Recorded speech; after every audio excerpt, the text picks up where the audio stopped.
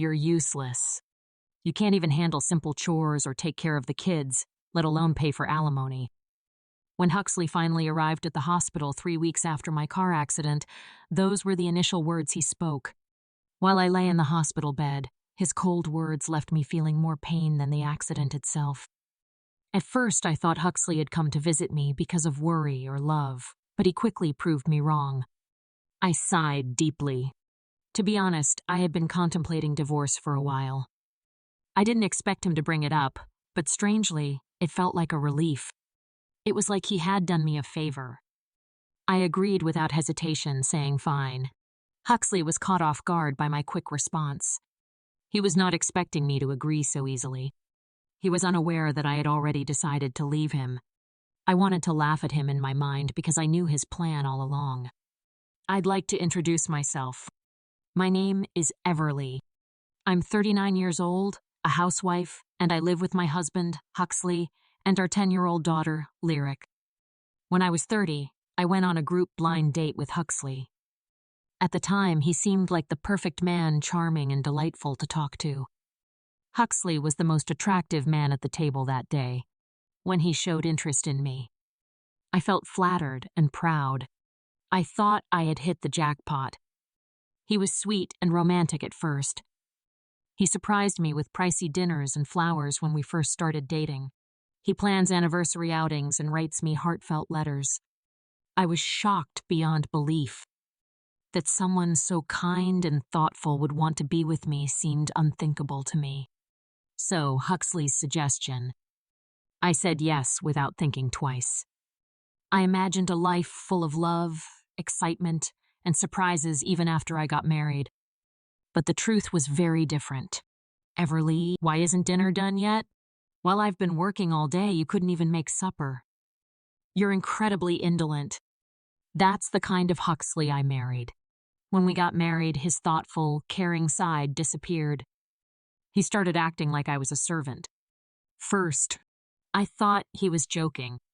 When we were dating, we would laugh at silly jokes and give each other adorable nicknames. In this way, I thought our married life would be happy and full of laughter. But it wasn't a joke. Huxley intended it. He thought it was my only duty to take care of him. He expected me to do everything, including taking care of his needs, cleaning the house, and cooking for him. If I didn't, he would also make me feel unworthy. Once we get married, I had to quit my job because Huxley wanted me to stay at home. I felt constrained. Since we were reliant on his income, I felt powerless. He didn't earn much either. While I was working, compared to him, I earned more money. Huxley had only finished high school and had never worked at one job for very long. From one job to another, he would leave every year or two. He threw his anger at me because he was insecure about his unpredictable career. I'm sorry I was late for my errands. I told him once when I started dinner late. Don't make excuses, just get it done quickly, he stated. Relaxing on the couch and sipping a cool beer. In inner homes, scenes like these become the norm. While he complained, I would silently comply with his requests. Even though it seemed like a jail, I stayed married when our daughter Lyric was born the next year. My days were considerably more challenging. Taking care of Lyric required a lot of work, and Huxley never made sure to reward her with toys and candy. He did not, however, offer any real parental assistance, such as helping her with school, feeding her, or bathing her. Despite my best efforts to raise Lyric morally and teach her right from wrong, she would always turn to Huxley for comfort whenever I chastised her. Lyric, do you not like your father more than your mother? Huxley had once asked her.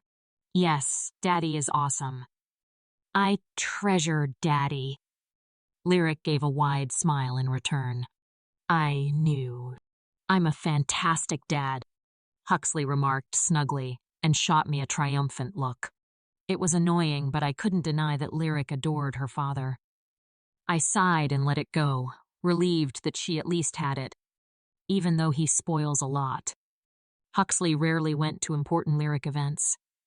During her kindergarten's athletic festivals or performances. For everything, Huxley had an explanation. I once told him about the Lyric Sports Festival's parent-child race. Are you Able to attend? I asked Huxley informally. Why don't you go to the sports festival with Lyric?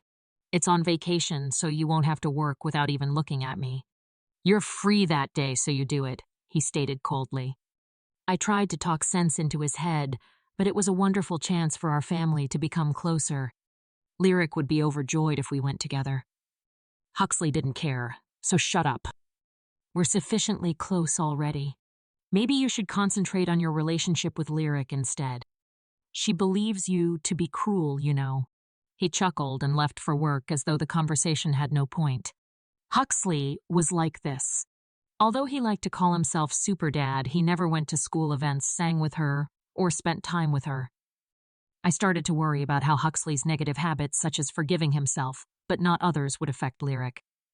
I took care of all the housework and childcare while she grew up at home because Dad kept avoiding his obligations. He spent much of his time lounging, watching TV, or playing on his phone.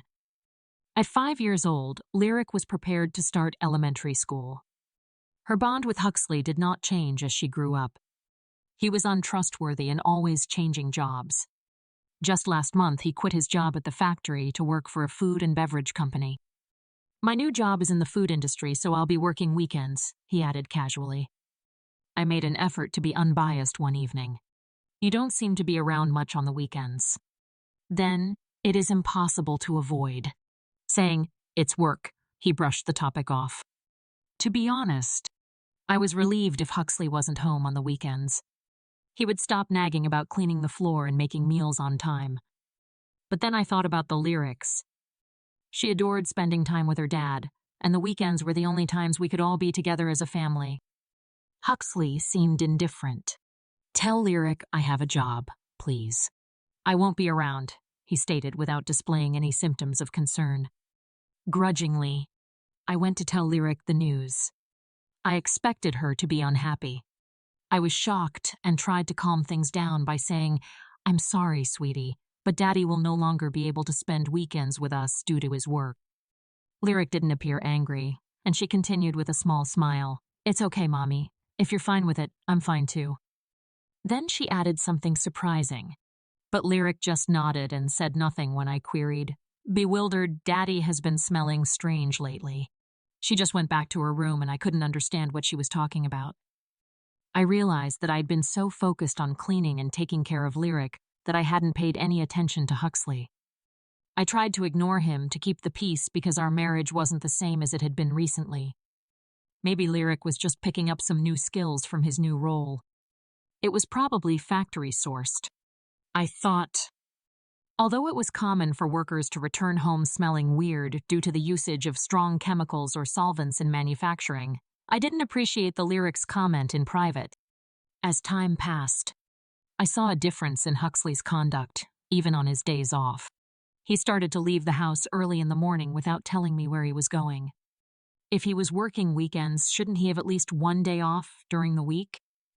I chose to ask Huxley one day, since you've been going out a lot on your days off. What are you doing? I go against my will.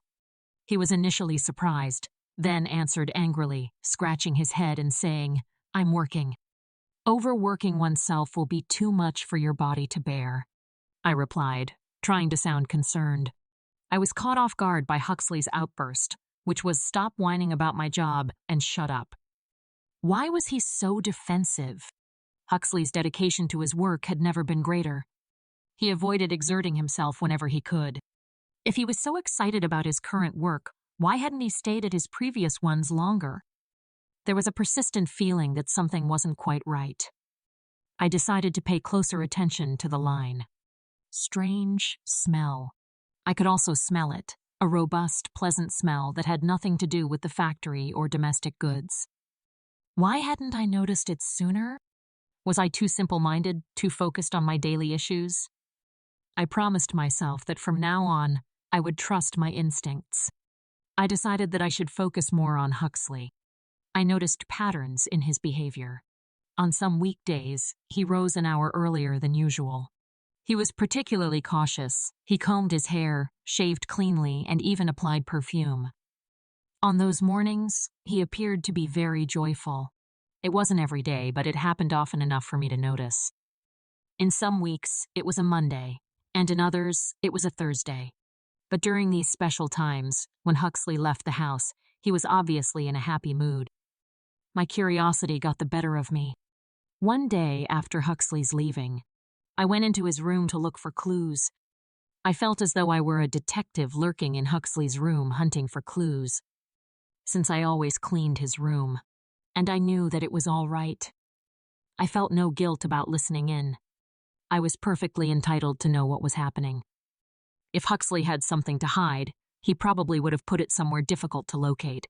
I peered under the desk and behind furniture before searching the closet, which was concealed in an old candy container.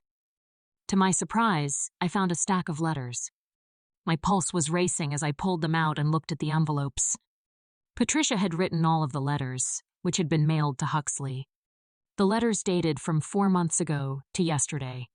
What I discovered when I read them was shocking. Phrases like "I regret our breakup," but "because I love you now, I wish I could go back to the time we spent together."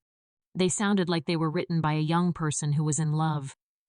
At first, I thought that Huxley's ex-girlfriend might have written these letters on her own. But after that, I discovered something that made me sick. "I'm glad you like me again. I'm looking forward to our next date."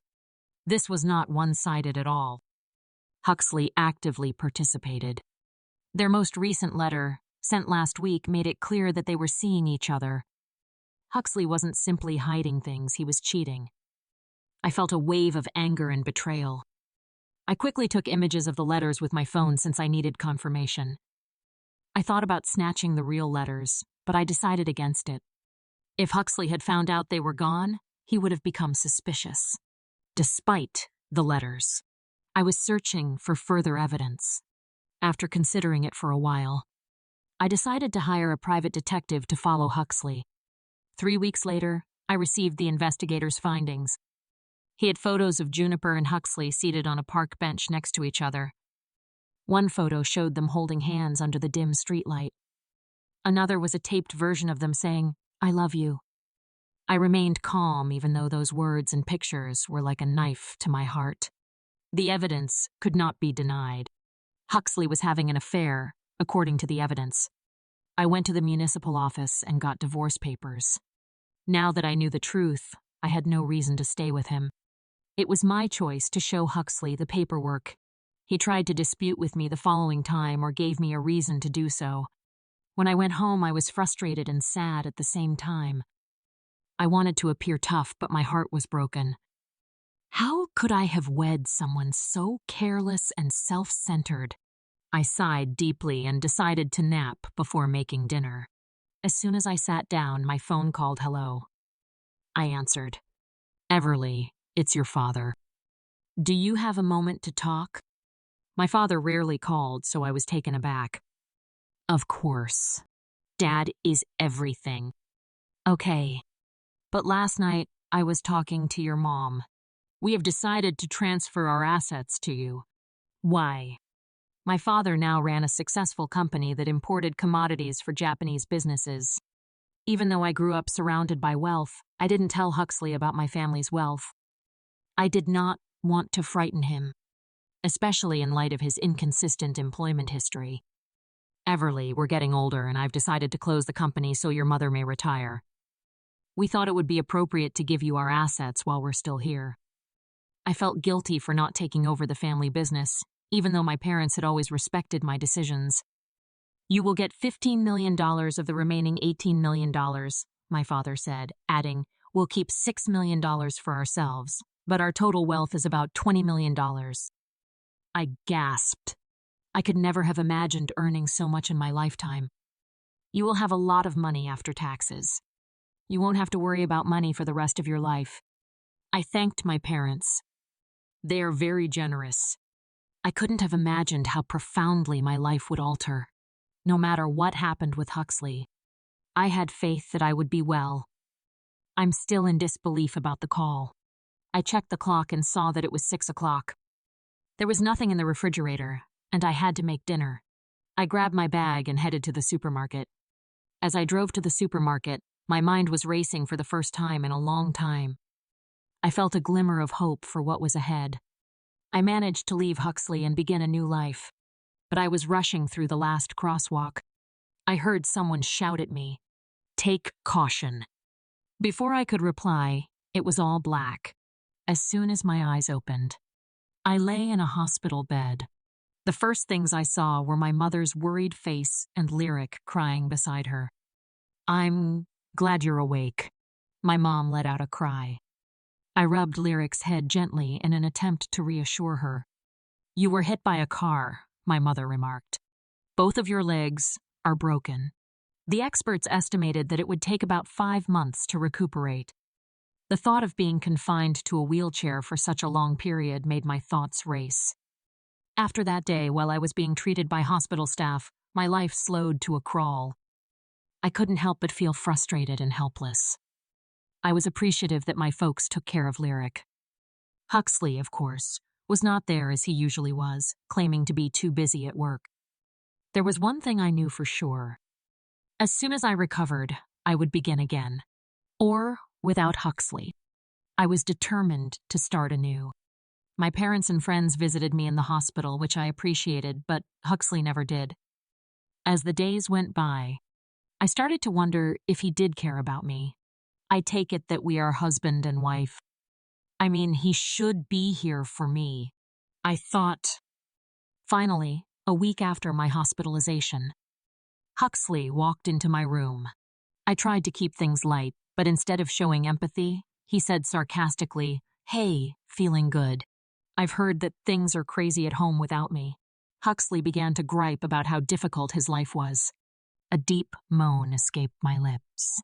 I had expected him to come out of worry, but he appeared as distant and self-centered as ever. "How may I be of assistance?"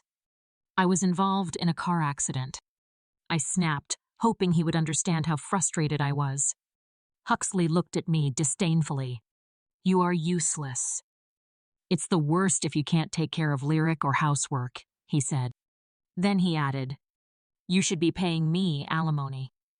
Hearing my husband utter those terrible words while I lay in a hospital bed was unbearable. The hope that Huxley may be interested in me was dashed by this visit. At that moment, it was time for me to let go. In fact, I've been thinking about getting a divorce for a while. Now that Huxley brought it up, I was spared the trouble of disagreeing. "Yes," I replied calmly, and Huxley seemed taken aback by how quickly I nodded. I was already ready, but he didn't know it. "This is a divorce notice," I said, pulling the completed forms from my backpack. The time had come to use the gadget my mother had brought to the hospital earlier. Huxley's eyes widened in confusion. He said, "You had this before," and I replied bluntly, not giving it much thought. Huxley filled out the paper with his name and address after I gave it to him. When he returned it to me, I was ecstatic. Finally, I would never have to see his face or hear his constant complaining again. As he exited the hospital, Huxley remained silent. I sat silently and considered what had just happened. He's probably going to wed Juniper. It was disheartening to consider that anyone would end up with someone as controlling and unpleasant as Huxley, even though I knew nothing about her. I felt awful for Lyric, but I had been thinking about getting out of Huxley for a time. I promised myself that I would take excellent care of her and give her a joyful life, even without her father.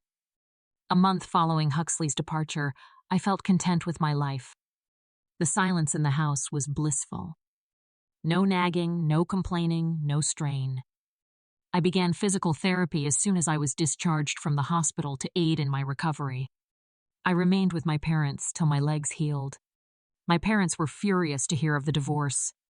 After learning of the affair, Huxley's treatment of me surprised them more. However, they eventually let it go when I explained that all I wanted was to go on and forget about him. Lyric seemed satisfied too. She quickly adjusted to life without her father. She started primary school with a big smile on her face. She had lost faith in Huxley as a loving father and was aware of his controlling behavior. I genuinely thought I had made the right decision. But one day my phone rang, upsetting the tranquility I had finally found. I noticed Huxley's name as I glanced at the screen. Even when I ignored it, the phone kept ringing. Finally, I was more frustrated than interested when I answered. Hello. Curtly, I said. Everly, when will you be coming back? Huxley's tone was demanding and agitated as he said, What do you mean coming back? I take it that you and Juniper are now wed? There was a pause while he answered, confused by his question. Then Huxley faltered. How do you know that? You thought I wouldn't discover your affair with Huxley? That's why I asked for alimony. Huxley's tone turned defensive. Yes. I cheated, thus I can't pay alimony or child support. Why am I required to pay? Are you the one who has never done the housekeeping correctly? You ought to pay me. I was surprised. What are you even saying, Huxley? I was successful in raising our daughter. The house and put up with your complaints for years. You think I owe you money now? Cook or clean him, Huxley continued to argue, but his reasoning was illogical. Before we were married, she apologetically admitted that she would handle everything, but now I can tell that she is terrible at it. I was mistaken. Staying with you and being married to you again would be better for me. It was incredible what I was hearing. Huxley begged me to take him back after everything he had done, but I firmly refused. I got a divorce because you treated me more like a servant than a wife. You didn't care about me, Lyric, or our family. I don't care whether Ginordos cleans or cooks. I don't care about you anymore. She does. I've moved on. You should do the same before he speaks another word. I hung up. That call only served to emphasize that divorcing Huxley was the best decision I had ever made, and too many years had been spent trying to win over someone who would never value me. I was able to focus on Lyric and make our lives better together. Huxley had finally closed that chapter of my life, and I had no intention of going back. You don't have any money? Didn't Lyric like me too?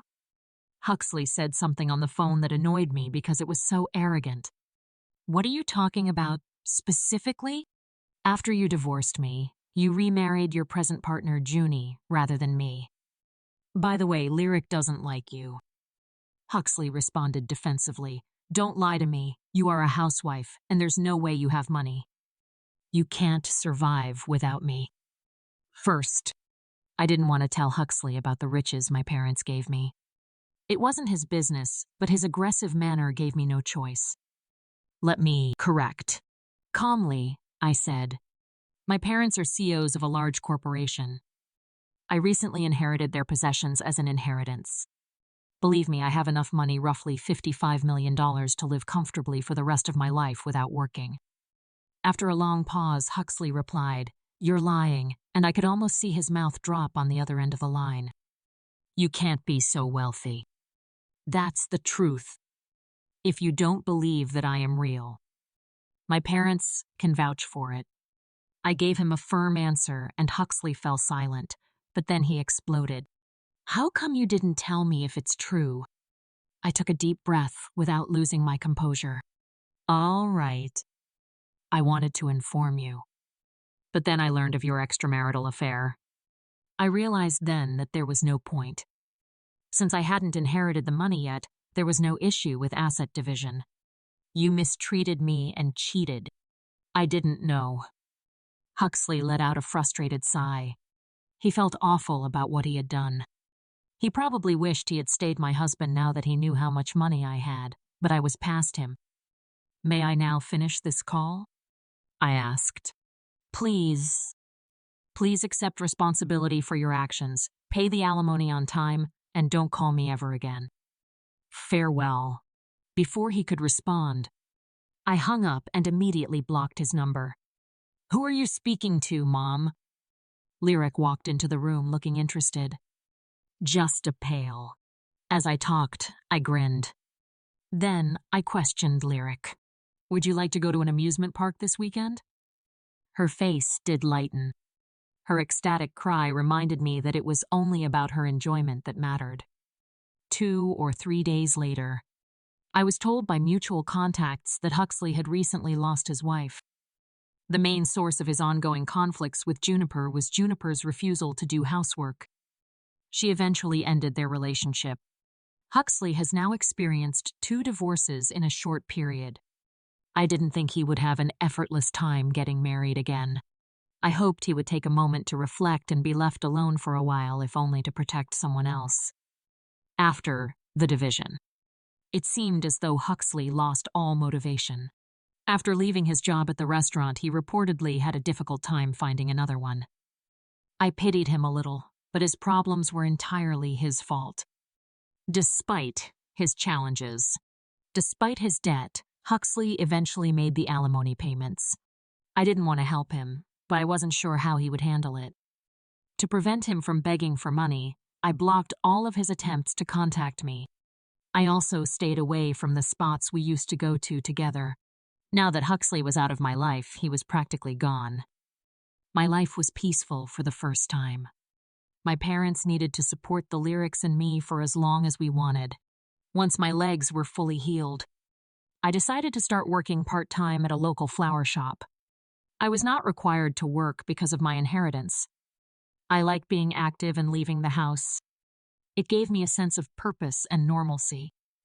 During the week, I worked very hard in the shop, arranging flowers and chatting with customers. During the weekend, I spent time with Lyric and my folks. We went to parks, played games, and sometimes we just relaxed at home. I felt that every minute was precious and was grateful for this new stage of my life. When you saw the Lyrics and grinned, all the struggles were worthwhile. I now cherish every day. My top goal is to create joyful memories with the people I care about. Despite the challenges of the past, I learned to value the joy I currently have.